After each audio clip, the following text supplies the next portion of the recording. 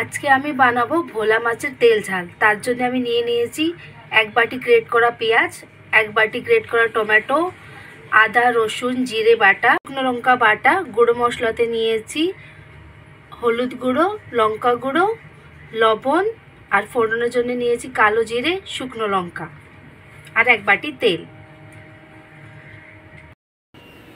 আমি এখন ভোলা মাছটা নিয়ে নিয়েছি। ভোলা মাছে হলুদ আর লবণ মাখিয়ে রেখে দেবো কিছুক্ষণ ম্যারিনেট হওয়ার জন্য।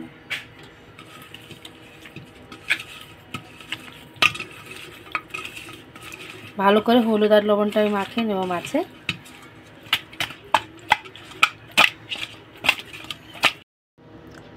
মাছে এখন আমার হলুদ লবণটা মাখানো হয়ে গেছে। এখন আমি কড়াটা রেখে মাছটা ভেজে নেব।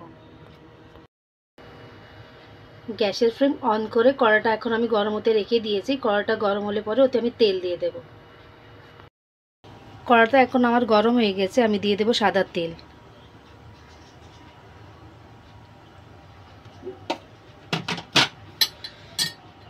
তেলটা আর কিছুক্ষণ গরম হলে তার মধ্যে আমি মাছটা দিয়ে দেব। তেলটা আমার এখন ভালোই গরম হয়ে গেছে। এখন আমি ওতে মাছগুলো দিয়ে দেব।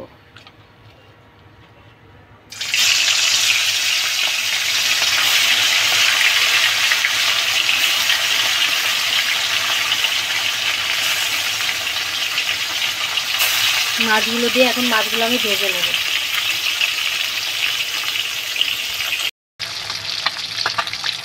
মাছটা এখন আমার লাল করে ভাজা হয়ে গেছে, আর কিছুক্ষণ পরেই মাছটা আমি তুলে নেব। মাছটা এখন আমার লাল করে ভাজা হয়ে গেছে, এখন আমি মাছগুলো সব তুলে নেব।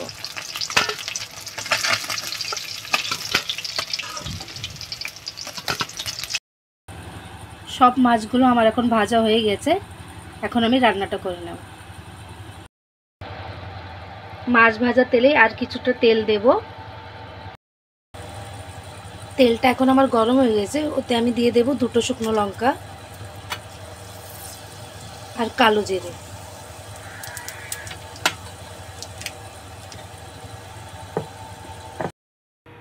শুকনো লঙ্কা কালো জিরে দিয়ে দিয়েছি। এখন আমি দিয়ে দেবো 1 বাটি গ্রেট করা পেঁয়াজ।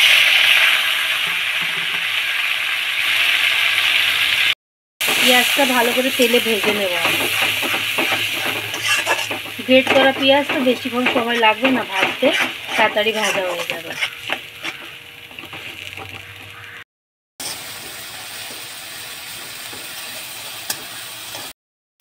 পেঁয়াজটা এখন আমার ভাজা হয়ে গেছে, এখন আমি দিয়ে দেব পেস্ট করা মশলা। পেস্ট করা মশলা দিয়ে আরও আমি কিছুক্ষণ 1-2 মিনিট ভেজে নেব। পেস্ট করা মশলা দিয়ে 1-2 মিনিট মতন আমি ভেজে নিয়েছি। এখন আমি ওতে দেব গ্রেট করা টমেটো। গ্রেট করা টমেটো ভালো করে আমি কষিয়ে নেব এতে মশলার ভেতরে। টমেটো ঢেলে কিছুক্ষণ আমি কষিয়ে নিয়েছি। এখন ওতে আমি গুঁড়ো মশলাগুলো দেব। আগে এই পেস্ট করা শুকনো লঙ্কাটা আমি ওতে দিয়ে দেব। দিয়ে দেবো হলুদ গুঁড়ো আর লঙ্কা গুঁড়ো। আর কিছুক্ষণ মশলাটাকে ভালো করে আমি মিশিয়ে নিচ্ছি। আর কিছুক্ষণ 2-3 মিনিট মতন আমি মশলাটাকে কষিয়ে নেব। মশলাটা সুন্দর করে এখন আমি কষিয়ে নিয়েছি।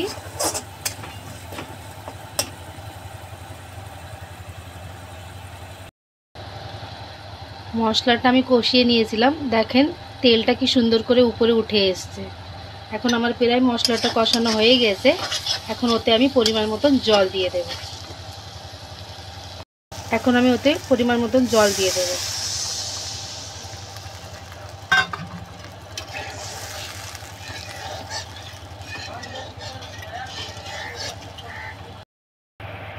গ্রেভিটা এখন আমার খুব সুন্দর করে ফুটছে। 4-5 মিনিটের মতন গ্রেভিটা আমি ফুটিয়ে নেব। তারপর ওতে আমি ভেজে রাখা মাছগুলো দিয়ে দেব। গ্রেভিটা এখন আমার সুন্দর করে ফুটে গেছে, ওতে এখন আমি ভেজে রাখা মাছগুলো দিয়ে দেব। গ্রেভিতে মাছ দেওয়ার পরে কিছুক্ষণ বাদেই আমি ওতে গরম মশলা, বেটে রাখা গরম মশলা গুঁড়ো দিয়ে দেব।